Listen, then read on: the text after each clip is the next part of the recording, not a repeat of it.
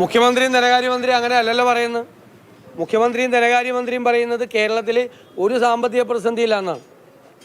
വിദ്യാഭ്യാസ മന്ത്രിക്കും മാത്രം എങ്ങനെയാണ് സാമ്പത്തിക പ്രതിസന്ധി ഉണ്ടാകുന്നത്? കിഫ്ബി മുഖേന മുഴുവൻ വിദ്യാഭ്യാസ സ്ഥാപനങ്ങളും അന്തർദേശീയ നിലവാരത്തിൽ എത്തിയെന്ന് പറയുന്നു.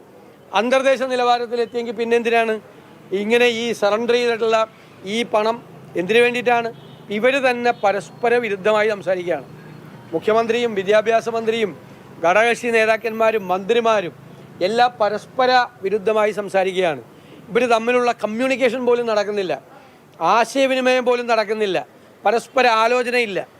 ഏകപക്ഷീയമായി മുഖ്യമന്ത്രി പറയുന്നത് അടിച്ചേൽപ്പിക്കുകയാണ്. ആ മുഖ്യമന്ത്രിയുടെ മീതെ സമ്മർദ്ദം ചെലുത്തുന്നത് സംഘപരിവാർ ശക്തികളാണ്. അതാണ് പ്രതിപക്ഷം കേരളത്തിൽ ആദ്യം മുതലേ പ്രതിപക്ഷത്തിൻ്റെ ഒരു നറേറ്റീവ് ഉണ്ട്. ഞങ്ങൾ വ്യക്തമായ തെളിവുകളോടുകൂടിയാണ് പറഞ്ഞത്. അതുകൊണ്ടാണ് MR അജിത് കുമാറിനെ RSS നേതാവ് ഹൊസബളയെ കാണാൻ വിട്ടു എന്ന ആരോപണം ഉന്നയിച്ചത് ഞാൻ. രണ്ടുപേരും നിഷേധിച്ചു. ഞങ്ങളെല്ലാം UDF അത് ഏറ്റെടുത്ത് ആരോപണം ഉന്നയിച്ചു. അപ്പോൾ സമ്മതിച്ചു, കണ്ടാണെന്ന് പറഞ്ഞു. എന്തിനാ കണ്ടത്? എന്തിനാ പൂരം കലക്കിയത്? എന്തിനാണ് BJPയെ സഹായിച്ചത്? സഹായിക്കാനുള്ള രാഷ്ട്രീയ സാഹചര്യം തൃശ്ശൂരിലുണ്ടാക്കിയത്? അപ്പോൾ അന്നും ഇതുപോലെ സമ്മർദ്ദം ഉണ്ടായിരുന്നു. ഇതിപ്പോൾ രണ്ടാമത്തെ സമ്മർദ്ദമാണ്, ഇതിൽ ഒപ്പുവയ്ക്കാനുള്ള സമ്മർദ്ദം. ഇതിലെ ഡേറ്റും മറ്റും കാര്യം കാണുമ്പോൾ തീർച്ചയായും ദുരൂഹതയും ഗൂഢാലോചനയുടെ പുറകിൽ നടന്നത്. സാധാരണ നമ്മൾ പറയാറുള്ളത് അൺനെസസറി ഹേസ്റ്റ് എന്നാണ്. ഇദ്ദേഹം ഉപയോഗിച്ചിരിക്കുന്ന വാക്ക് അൺനാച്ചുറൽ, അസ്വാഭാവികമായ, മറ്റേത് അനാവശ്യമായ ധൃതി എന്നാണ്. സാധാരണ അഴിമതി കാണിക്കാനാണ് ആ വാക്ക് ഉപയോഗിക്കാറുള്ളത്. അൺനെസസറി ഹേസ്റ്റ്, അനാവശ്യമായ ധൃതി. ഇത് അസ്വാഭാവികമായ ധൃതിയാണ്. അത് ആർക്കും വ്യക്തമല്ല. അതിൻ്റെ പുറകിൽ നടന്നിട്ടുള്ള ഒരു ഇടപാട്, സംതിങ് ഈസ് റോങ് എന്നാണ് പറഞ്ഞത്.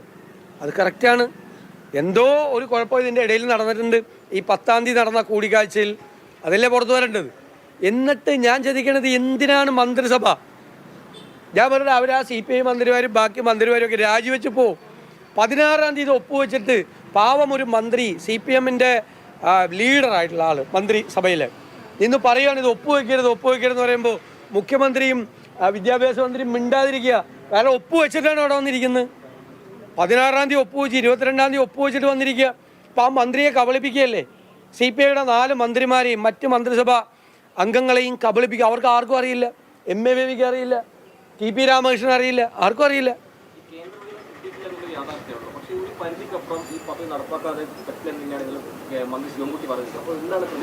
അല്ല, ഞാൻ പറയുന്നത് ആ സ്റ്റാൻഡ് അല്ലല്ലോ CPM എടുത്തിരുന്നത്. ആ സ്റ്റാൻഡ് അല്ലല്ലോ CPM-ൻ്റെയും കോൺഗ്രസിൻ്റെയും CPIയുടെയും ഒന്നും സ്റ്റാൻഡ് അതല്ലല്ലോ. സ്റ്റാൻഡ് വളരെ വ്യക്തമായ രാഷ്ട്രീയ നിലപാടാണ്. ആ രാഷ്ട്രീയ നിലപാടിൽ ഇപ്പോൾ പെട്ടെന്ന് മലക്കം മറിയാനുള്ള കാരണം എന്താണെന്ന് പറയുന്നത്. എന്തുകൊണ്ടാണ് ഈ 10-ാം തീയതിയിലത്തെ ഡൽഹിയിലെ കൂടിക്കാഴ്ച കഴിഞ്ഞപ്പോഴുണ്ടായ മലക്കം മറിയൽ? 6 ദിവസത്തിലെ ഒപ്പുവയ്ക്കുക, ഒരു കൂടിയാലോചനയില്ലാതെ. നിനക്ക് മറുപടി പറയണ്ടേ?